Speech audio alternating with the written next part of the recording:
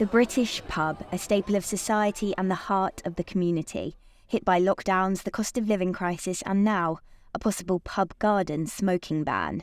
It has been exposed that the government is considering introducing restrictions to smoking in outdoor spaces to prevent tobacco-related deaths and reduce the burden on the NHS. Bans could restrict smoking in outdoor restaurants, outside hospitals and sports grounds, and pub gardens. Speaking in Paris, Starmer has confirmed there is truth behind these rumours. My starting point on this is to remind everyone that over 80,000 people lose their lives every year because of smoking. That's a preventable death. It's a huge burden on the NHS, and of course it's a burden on the taxpayer. So yes, we are going to take decisions in this space.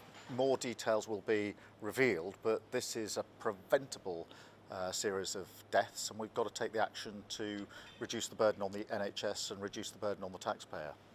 The Pineapple in Kentish Town is my local pub, but I also share it with the man behind the proposed smoking ban, Sir Keir Starmer.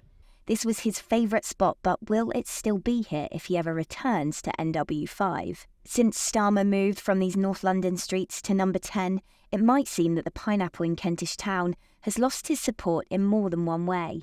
It's a tradition. We're English, do you know what I mean?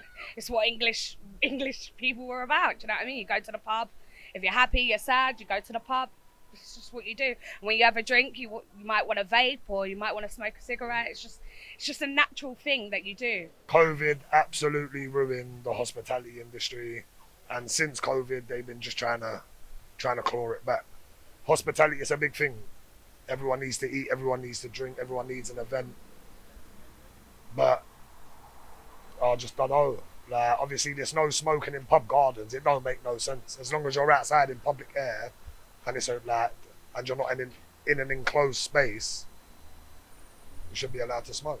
I think the pub industry is incredibly important to Britain. I think it's part of this kind of ingrained culture that we have this divine right to get absolutely hammered, like every Saturday. I'm from Nigeria, and since I've been here, I knew the culture from Nigeria is different, because when you knock a door in Nigeria, they usher you into their house. But here, they talk to you by the door.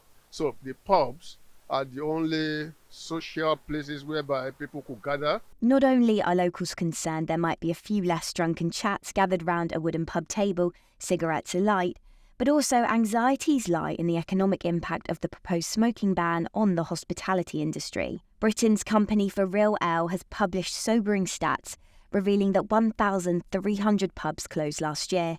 3 out of 4 failed to generate a profit, and 64 million fewer pints were poured in 2023. I'm a pub goer, and it's interesting that our politicians are a strange bunch, you know.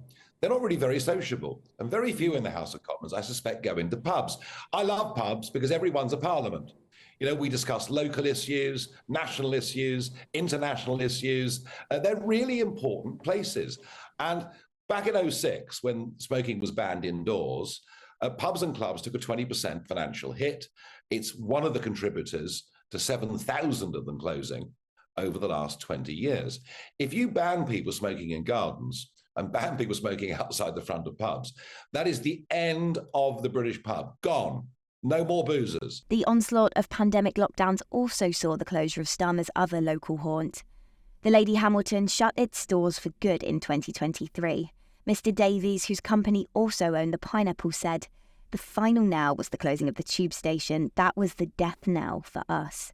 The founder of JD Wetherspoon, Sir Tim Martin, has shut down concerns that banning smoking in pub gardens could escalate the demise of pub culture. He says he doesn't think it will have a big effect on his business in one way or another. However, it seems that independent pub landlords hold a different point of view.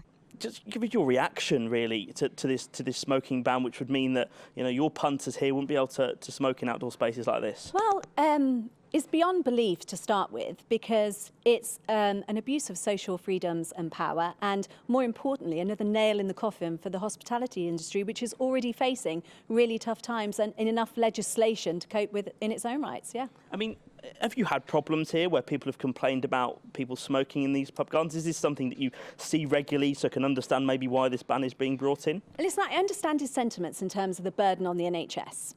but we're talking about a social environment for people that smoke, whether that be because years ago some of our customers are of that age where it was a trendy thing to do. So they've smoked and they still smoke. Personal choice, and we should have those social freedoms, but we don't have people complaining. It's something I don't like. I've never been a smoker myself, but it's people's freedom to choose. This government seems intent on taking away people's freedoms. It's like Keir Starmer wants to be the most unpopular man in the country right now.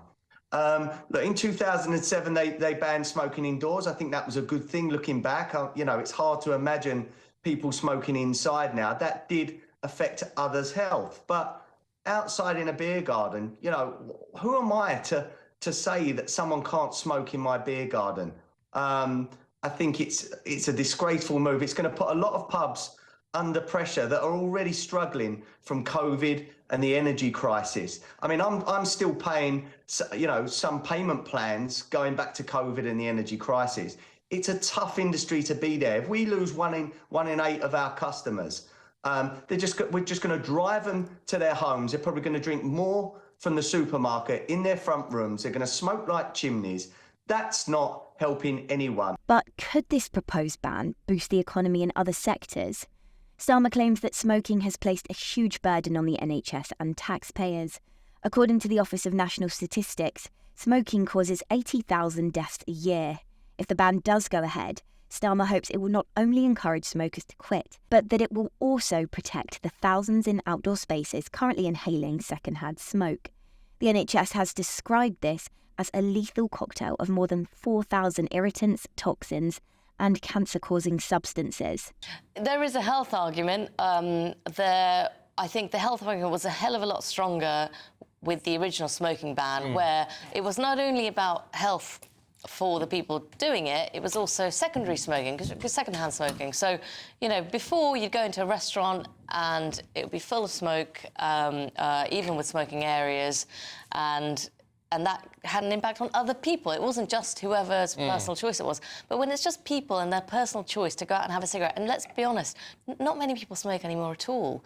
It's really fallen out of fashion. When it comes to smoking outside, it appears this is an area where the health and hospitality sector clash. But some landlords are coming up with inventive ways to reinvent themselves as hubs of the community. Starmer's watering hole of choice, the Pineapple, describes itself as North West London's beloved backstreet boozer, claiming to be woven into the fabric of the community since it was built in 1868. If the Pineapple can no longer offer smoking in its cosy pub garden, it has its latest culinary venture to draw customers in: Thai food. As pub culture redefines itself and Starmer's neighbours swap cigarettes for a sagaloo, Brits might be grateful for the Prime Minister escalating this war on smoking.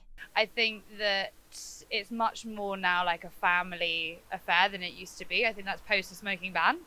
It's much more kind of family orientated, kids menus, high chairs, that kind of thing. Like an inexpensive way to get together with friends. But I think it would be useful to find another type of establishment to do the same without there being the crux of alcohol. Earlier this year, Sunak attempted to introduce a bill barring anyone turning 15 from 2024 or younger from buying tobacco or vapes.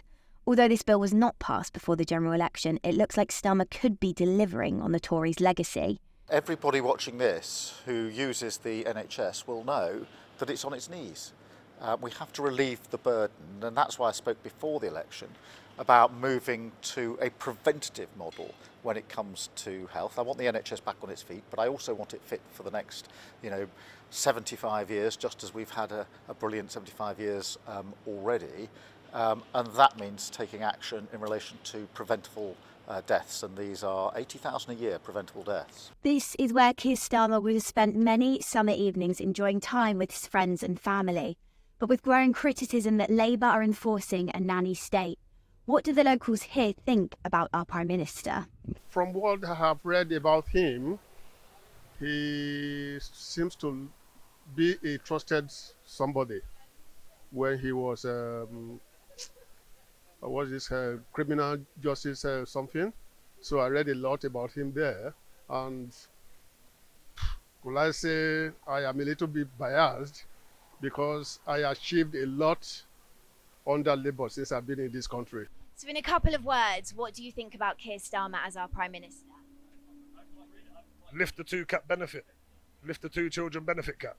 You will take over nearly 300,000 children out of poverty in the UK.